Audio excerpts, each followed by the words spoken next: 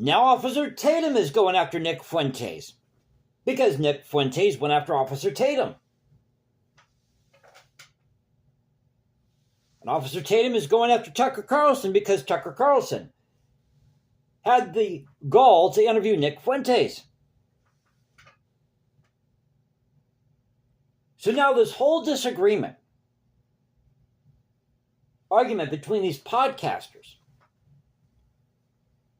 has turned political. Do you support Israel? You should support Israel.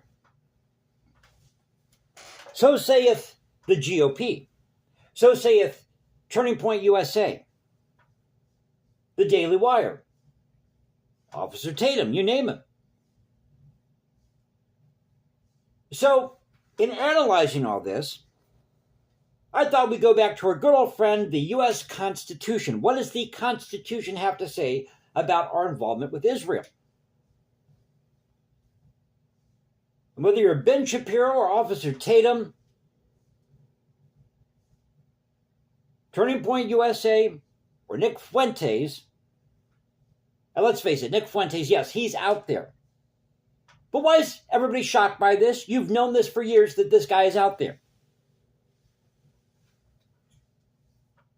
So we have to look at the U.S. Constitution. And honestly, I didn't know what type of video I was going to do for today, for Sunday. So happy Sunday, everybody. Welcome back to the channel, Culture Confederacy here. Actually, it's early Sunday morning. I'm doing this on my downtime on the overnight shift here at work. But I saw this clip with Officer Tatum. I think this happened yesterday. He was at this Republican Jewish Coalition conference. And here he is calling out Tucker Carlson. And he says, you can have whoever you want on your podcast.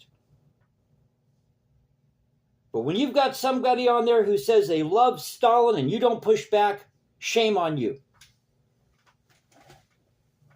Well, with all due respect to Officer Tatum, who are you to tell Tucker Carlson how to conduct his interviews? You know, that would be like me, because I work at a hotel, that's my day job.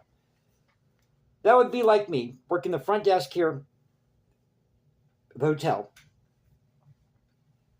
going across the street to our competitor and telling them how to run their front desk. It's not my place. Number one, I don't work there. Number two, it's not my place.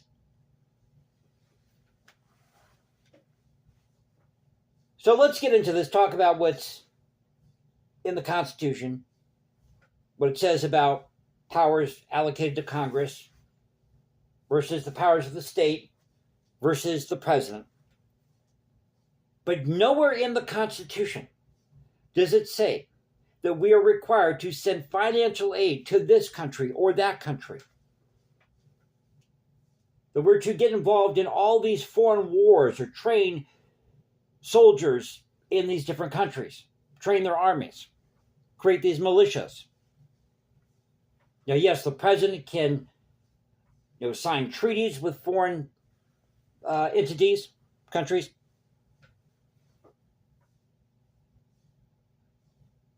But there's nothing in the Constitution that requires us to send financial aid to Israel.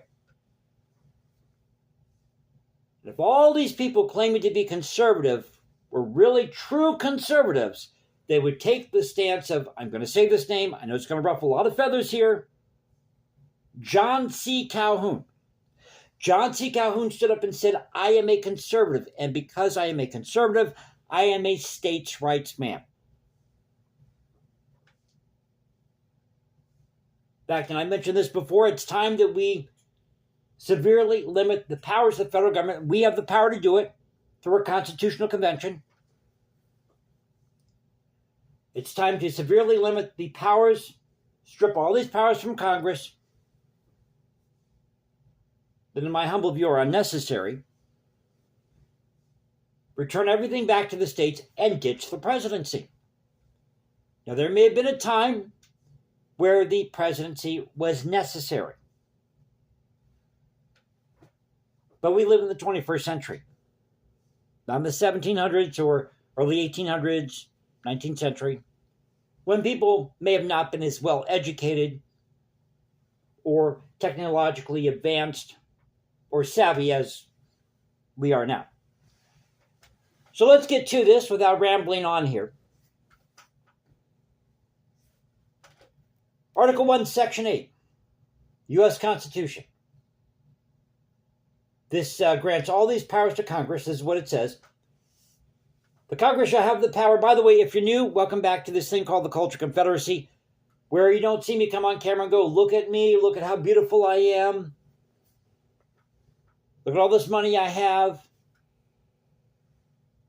Look at my nice home. We don't do that here. So what you see is what you get. Talk about the news of the day. Try to preserve great art, music, history, and culture. Sometimes point out the absurdity of culture.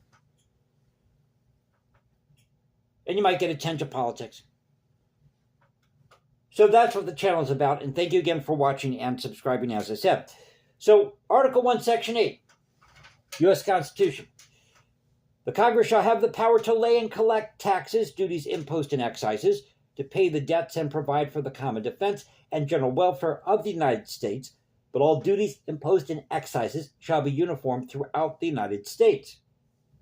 To borrow money on the credit of the United States, to regulate commerce with foreign nations and among the several states and with the Indian tribes. To establish a uniform rule of naturalization and uniform laws on the subject of bankruptcies throughout the United States. Notice it doesn't say in Israel, or in Egypt, or in Canada, or Mexico, in Algeria. You name the country. To coin money, regulate the value thereof and of foreign coin, and fix the standard of weights and measures. To establish post offices and post roads.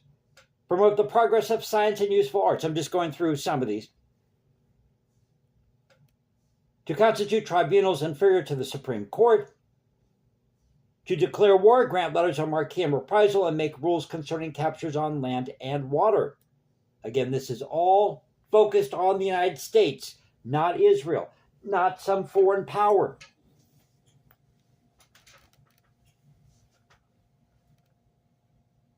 But what does it say here about the powers of the state? Article 1, Section 10. No state shall enter into any treaty, alliance, or confederation, grant letters of marque and reprisal, coin money, emit bills of credit,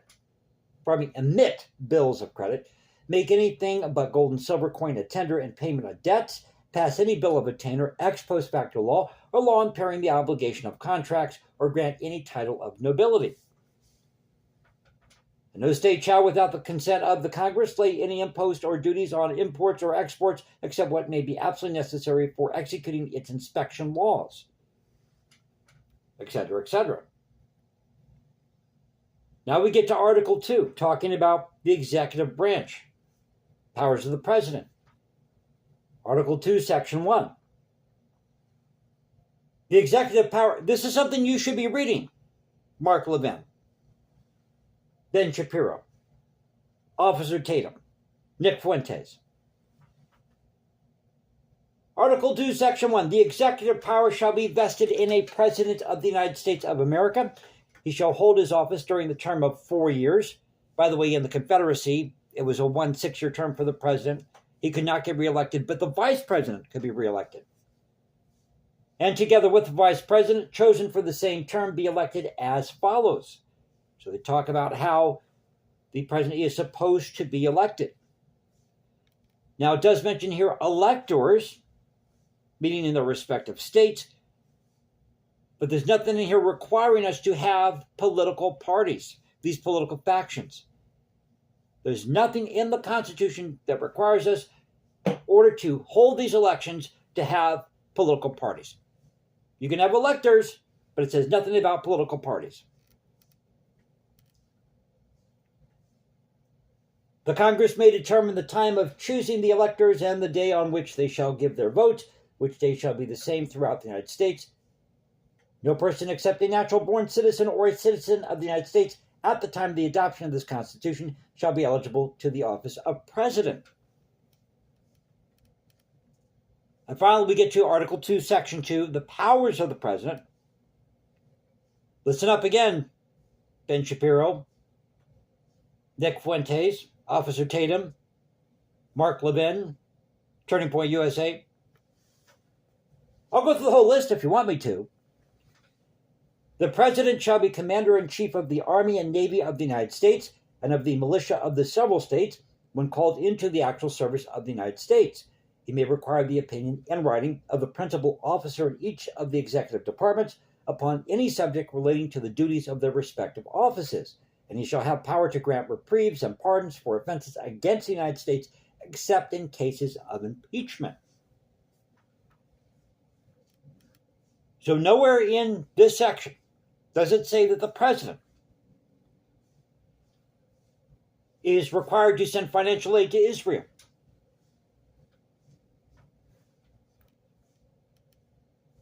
Or does it require him to force a political party or faction to send money, money to Israel?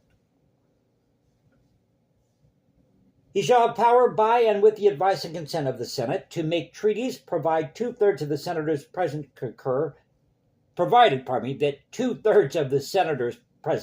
concur, and he shall nominate and by and with the advice and consent of the Senate shall appoint ambassadors, other public ministers and counsels, judges of the Supreme Court, and all other officers of the United States whose appointments are not herein otherwise provided for and which shall be established by law.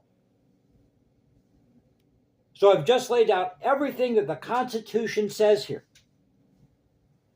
about the powers of Congress, about our involvement with foreign entities.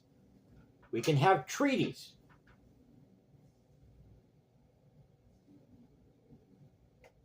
The president can appoint ambassadors. He can help make treaties, or can make treaties. But that's got to be with the advice and consent of the Senate, as it says here. But nowhere again does it require us to send financial aid to a country such as Israel. It's time that Israel fends for itself. And I support Israel.